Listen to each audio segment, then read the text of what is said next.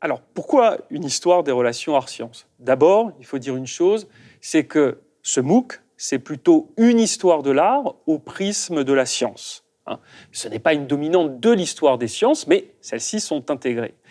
L'objectif, c'est de décloisonner les disciplines. L'histoire de l'art en tant que telle, c'est extrêmement intéressant. Ça permet de voir des évolutions formelles, de mieux comprendre les artistes et leur production. Et je pense que l'histoire de l'art gagne vraiment en profondeur et en épaisseur en se confrontant à d'autres champs de la société. Ce qui est amusant, c'est qu'on a tendance à opposer art et science. L'art est supposément intuitif, sensible, du côté du rêve et du merveilleux, là où la science serait du côté de la rigueur, de la méthodologie, quelque chose d'un peu plus dur et d'un peu plus trapu. En réalité, les choses sont bien plus complexes et les dialogues entre ces deux disciplines sont incessants. C'est ça qu'on va pouvoir montrer.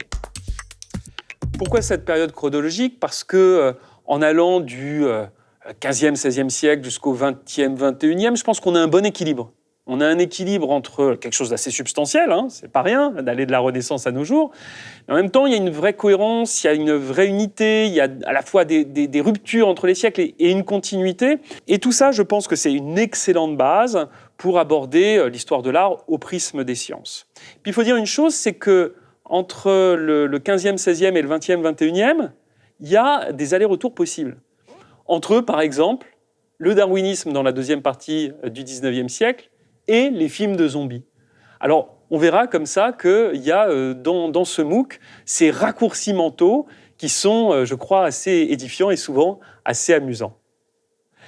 Enfin, je voudrais préciser une chose, c'est que l'aire géographique, elle est réduite, ce qui est déjà pas mal, à l'Europe et au monde occidental. Alors ça vient de ma formation, c'est l'importance de parler les langues, connaître les sources, tout simplement d'avoir la compétence pour parler de ce dont on parle. Ceci étant, ça n'empêche pas d'essayer d'élargir la focale par soi-même et de rester curieux et ouvert surtout.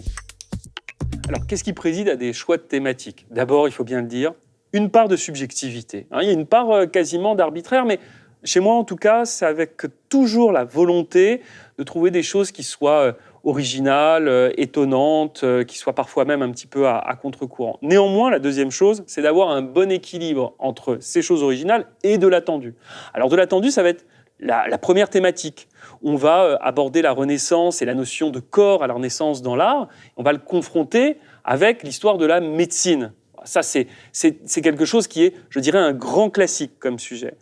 Ce qui va être plus original, ça va être de s'intéresser aux découvertes autour de l'atome au XXe siècle dans le domaine des sciences, et puis les évolutions de l'abstraction dans le domaine de l'art.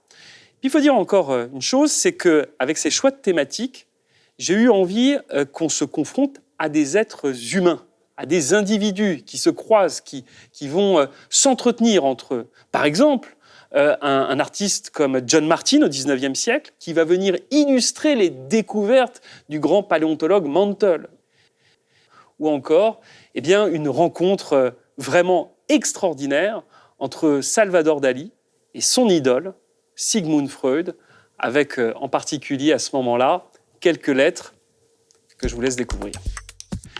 Quelle est la méthodologie qui va être présente dans ce MOOC? Alors d'abord, on fait de l'histoire de l'art, on fait de l'histoire des sciences. Ça veut dire qu'on fait de l'histoire. Et quand on fait de l'histoire, il y a des dates. Il faut que l'apprenant soit conscient qu'il s'agit d'avoir d'abord une rigueur chronologique. Et évidemment, je vais l'accompagner là-dedans. Et je vais lui proposer quelques jalons qu'il va pouvoir intégrer pour se repérer de mieux en mieux.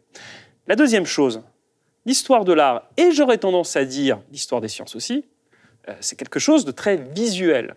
On va se plonger dans des images, dans des œuvres, dans des schémas, dans des sculptures, dans des photographies, dans des documents. Il va donc falloir décrypter visuellement des images. Là encore une fois, on va avoir des outils à disposition, l'étude de la composition, de la lumière, des couleurs, savoir aussi plonger dans les détails. La troisième chose, c'est qu'il ne faut pas oublier un élément essentiel. L'histoire de l'art, c'est une science. C'est une science humaine, mais c'est une science. Et qui dit science dit une forme de rigueur, notamment par rapport aux sources. Les archives, c'est très important en histoire de l'art. Étudier les écrits. Les écrits, par exemple, d'un artiste sur lui-même. c'est rien, une autobiographie, un journal intime, comme par exemple celui d'Odilon Redon qu'on évoquera, ou encore les critiques d'art qui parlent des artistes. Donc, il y a bel et bien un rapport, un dialogue entre art et science, mais l'histoire de l'art, je le répète, c'est important de l'avoir en tête, c'est une science. À qui s'adresse ce MOOC ? Eh bien, première chose, à toutes celles et à tous ceux qui sont motivés. Ça, c'est vraiment la première réponse. Maintenant, c'est vrai, c'est un MOOC qui est dense, en connaissances, qui est exigeant, où il y a beaucoup de choses. Donc, dans l'absolu, je dirais que c'est quand même plutôt un cours qui serait de niveau pour étudiants et étudiantes de licence ou master. Ceci étant, au début de chaque leçon, il y a des prérequis qui sont proposés avec des liens, des lectures. Il y a une bibliographie à la fin de chacun des cours. Et si on se met à suivre et à combiner tout ça, honnêtement, tout le monde peut s'y confronter sans aucun problème. Et puis une dernière chose, l'histoire de l'art, l'histoire des sciences, c'est très visuel. Il y a quelque chose d'assez direct avec l'abondance iconographique qu'on va avoir dans ce MOOC, quelque chose d'assez vivant. Donc, encore une fois, ça c'est un bon moyen d'entrer dans les différentes leçons. Et d'ailleurs, je parle de leçons, mais au fond, il y a quelque chose qui est un peu de l'ordre de l'aventure, d'une aventure collective.